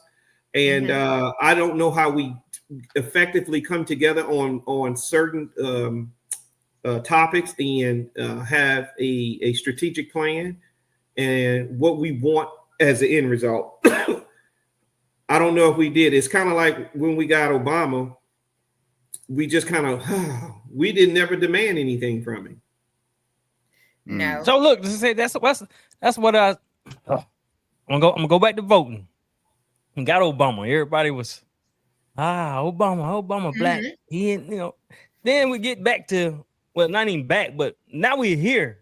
It's like where it's like that happens every 4 years, right? Yeah. But what do you mean? He's undoing what was done. I'm just talking about voting overall every year, whatever 4 years, every 4 years. It's like, right? Okay, this 4 years might be good. Okay, yeah. This 4 years is bad. This 4 years might be good. Okay, this 4 years is bad. Right, and it's definitely a yo-yo effect. I get it, and it's taxing and it's tiresome. So that's why you like, why even vote? We're just gonna be 4 years good, 4 years bad, 4 years good. It's just I can understand your position on that, but the thing that I can say is that this particular situation, this is not Barry Goldwater, this is not Ronald Reagan, this is Trump in the most worst sick. Yeah, this is definitely something different. They are this is everybody. They always say, "Oh, this is the most important election ever." Every 4 years. Every 4 years. But I will tell you, Leon, you're right. It's this, and then it's that. It's the tug of war. Hey, you close Guantanamo Bay, I'm gonna open it. Right? That happened. But this regime is diabolical in everything that they're doing. And I've never seen anything like this. I don't think anybody has ever seen the veracity in which they're moving, and they're being very cynical in everything that they do. So that's my question. How did we get here? Like easy. You voted for Trump.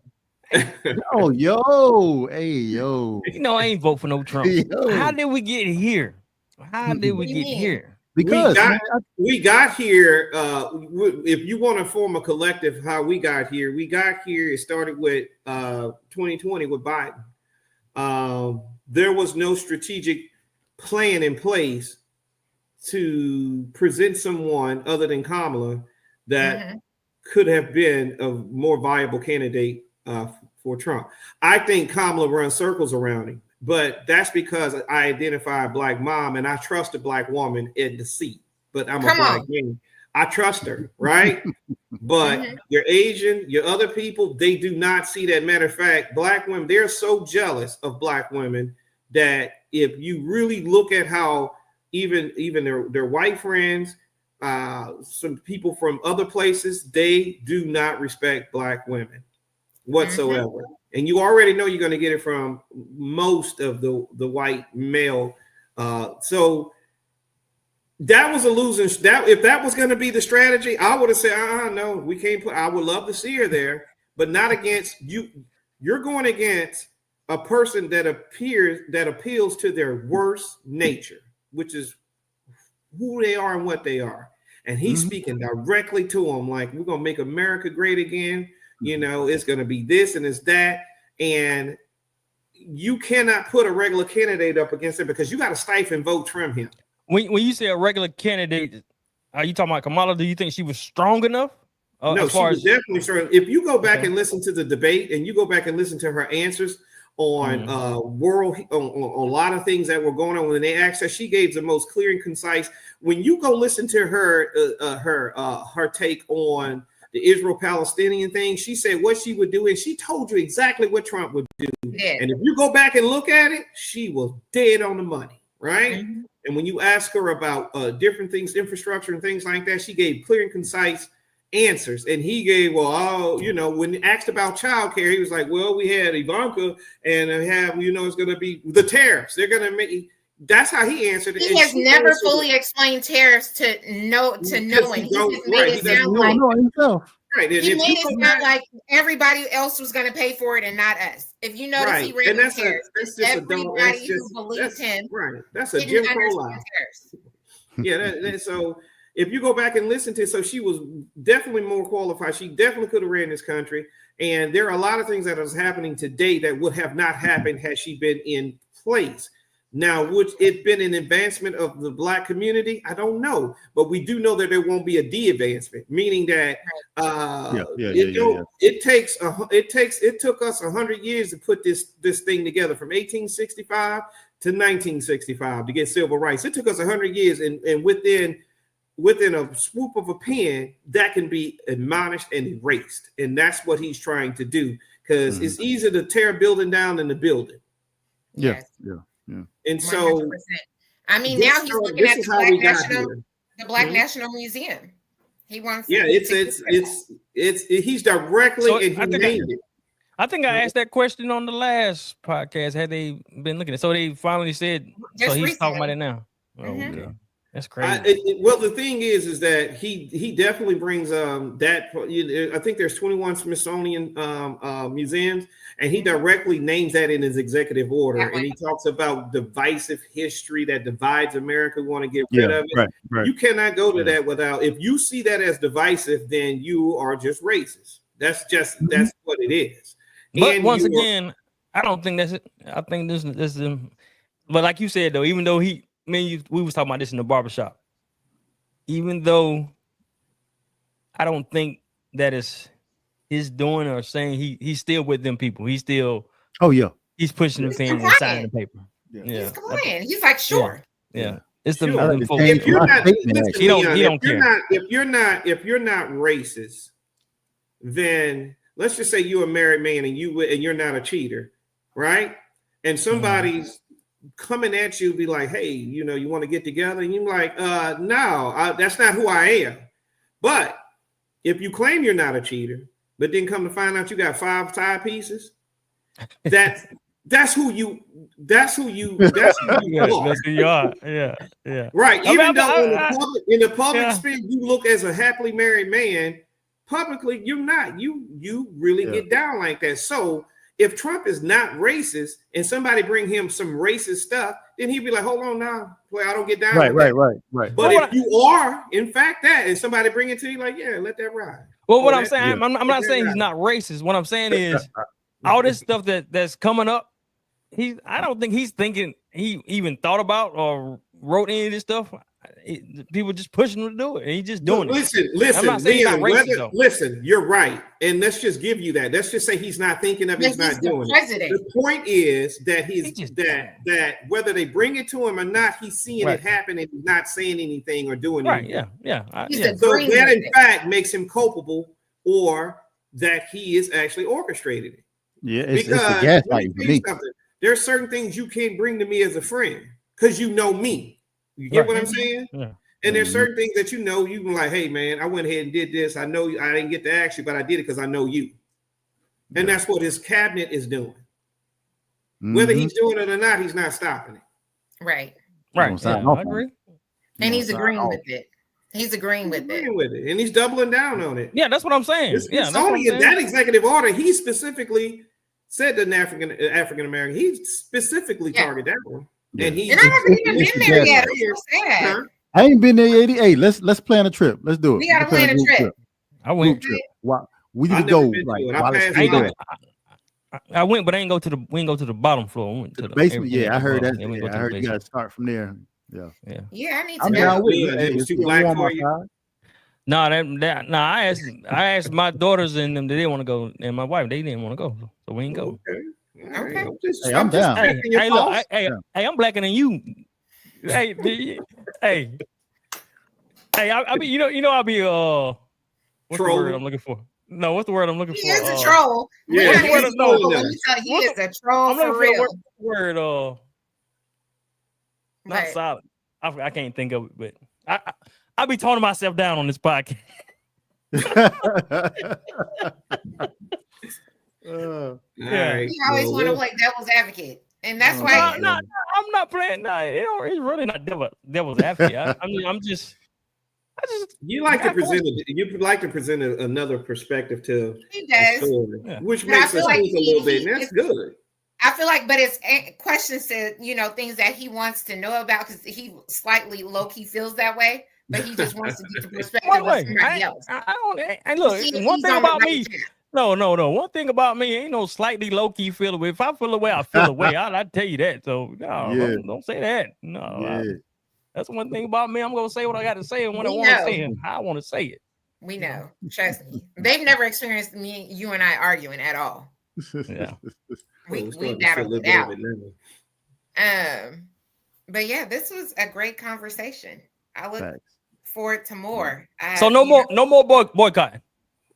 No, I just say no more boycotting without a strategic plan and an end result that's going to be directed at funneling resources our way. That means no more boycotting because it ain't gonna happen. I mean, we can continue to do it. We can continue to do the thing because Amazon's up next. I mean, we can continue to do it. Amazon is like in rotation. Power as a black community, but what's our end result? Yeah. What is our end result? Exactly. So we're not saying you can go back to shopping at Target. You just got to think about what would be the end result. And we got to do it collectively. It's got to be collective. If you can't do it collectively, maybe it's for your own self. Maybe you want to see if you can do it, right? Yeah. I want to be able to see how long I can last not shopping at Target or whatever, whoever. I want to see if I can do it because I want to know if, Harriet would allow me to come or would she told me to stay back. So I gotta know. Here will pull out this big old Derringer. Hey. Yeah, hey. I'm trying to ride with Harriet for sure. That's what I'm trying to. So I'm trying to, see if she would have sent me back to the wolves. You know what I mean? What you think she would have did with Leon? Oh, Leon ain't coming. No, stop. But that's a different. Like I said, that's a different time. Times are different now. That's true. Yeah, that's right. what I'm saying. Let me ask you. So you wouldn't be asking the question like, "Listen, I'm with you and everything, but." Where are we going now? Right, I ain't going through that water. I can't swim. So what you? Like I said, it's a different time. And those times back then, I can see it, and I would have been with it. Now I'm like, man, y'all. But I feel like especially playing games now, man. Yeah, I think it's especially important if you have children because it's like stand for something or fall for anything. It depends on what it is. I mean, like it's basically what y'all saying now. Like KP was saying, you boycott here without a plan, and then we back the same place. But you can make your own plan. in your own, what you can make your own plan in your household, I agree right? with You that. can choose for you and your household. We are not going to support this business. We're not going to frequent this business for whatever X reason, right? Like I said, You I'm not can. supporting Target for my personal reasons. Now, collectively, Right. that would be great.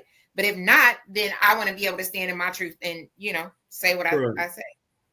Yeah. Like for me, I don't support NFL. Ever since Kaepernick, I I haven't love that watched. for There you. you go.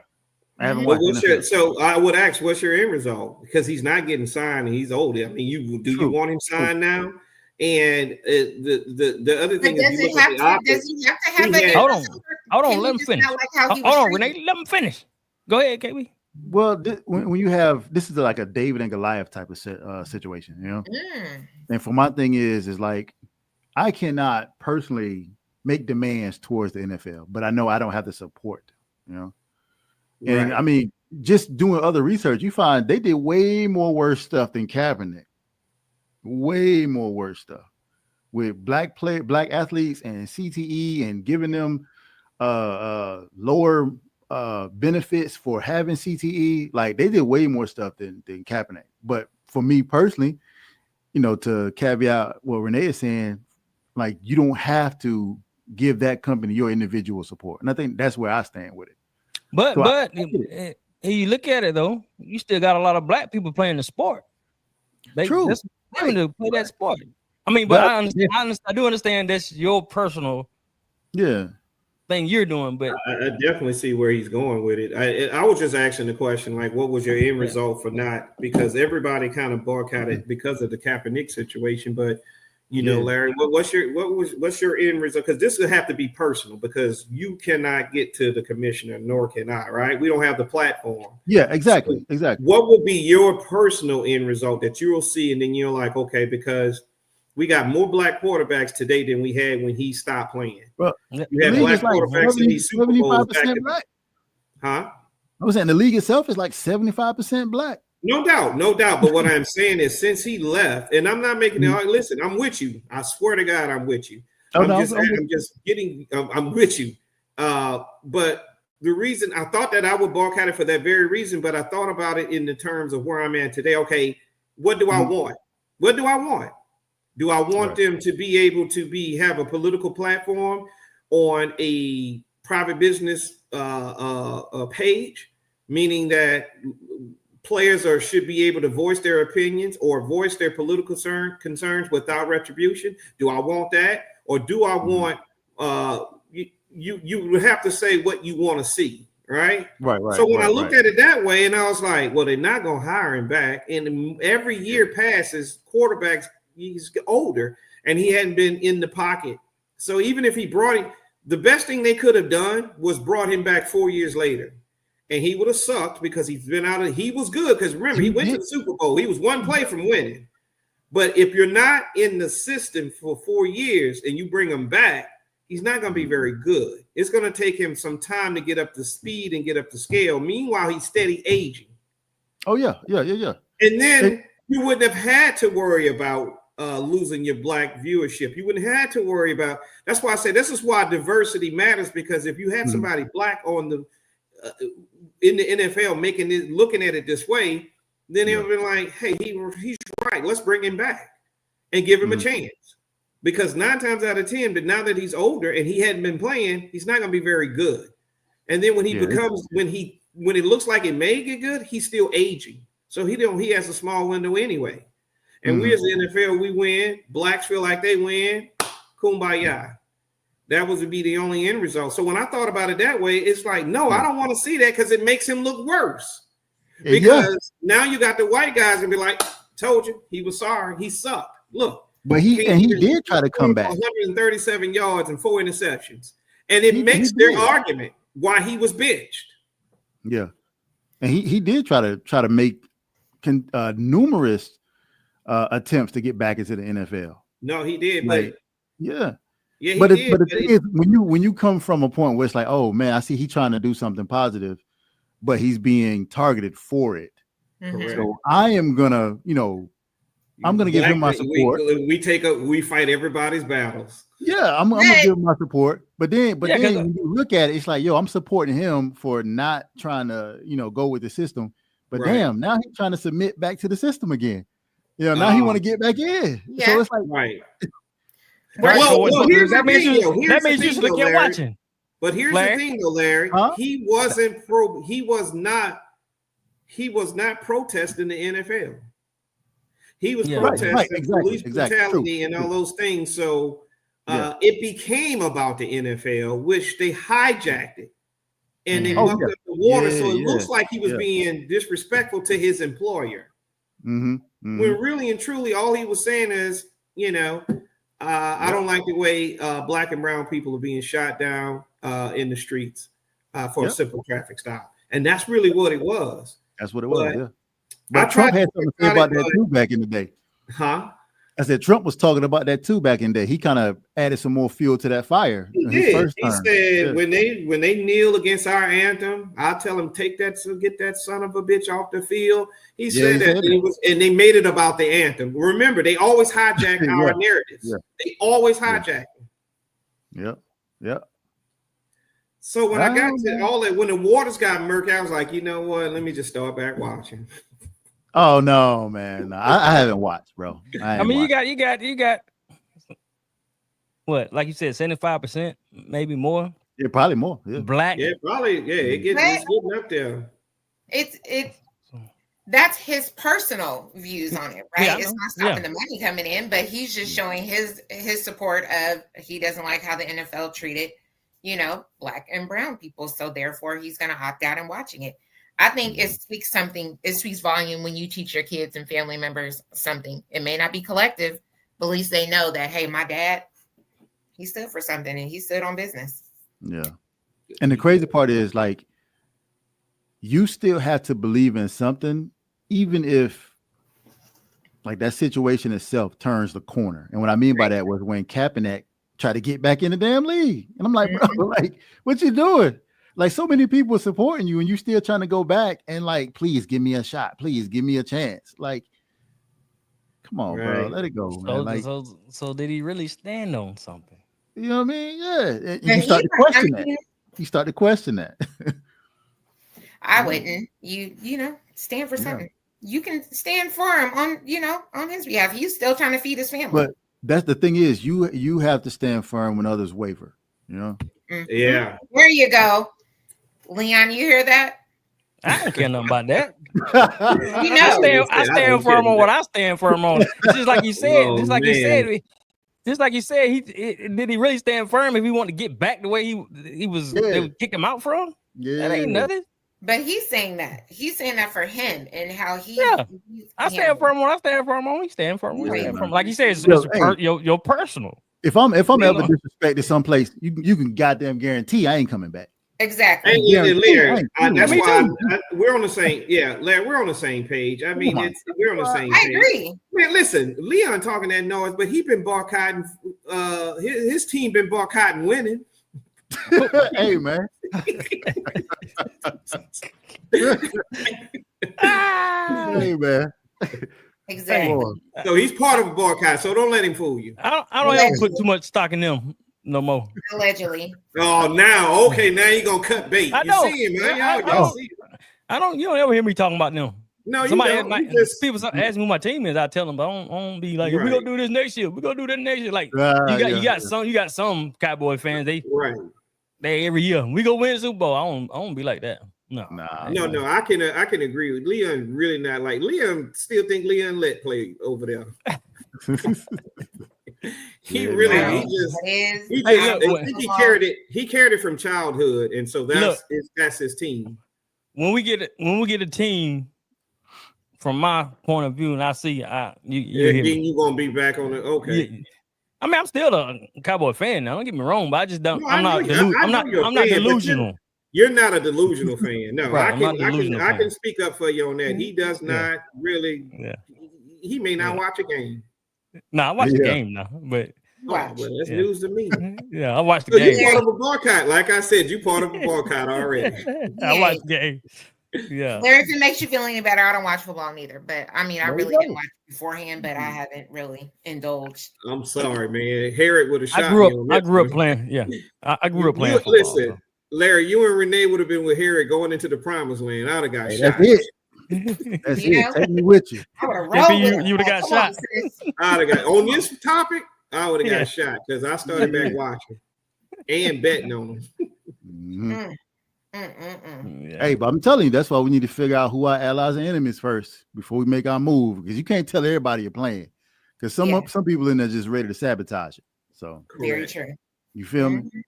Yeah, That's I the agree hard with part, man. definitely agree with All that. right. Hey, look, I forgot, man. I ain't my last 2 episodes. I ain't give myself a plug. Uh-oh. Go to Impel Forward podcast. I mean, Impel Forward merch. Impel Forward merch. Get all things Impel There Forward. you go. 1, 2, 3, or 10. ImpelForwardMerch.com. Yeah, 1, 2, 3, or 10. ImpelForwardMerch.com. ImpelForwardMerch.com. For sure. Yep.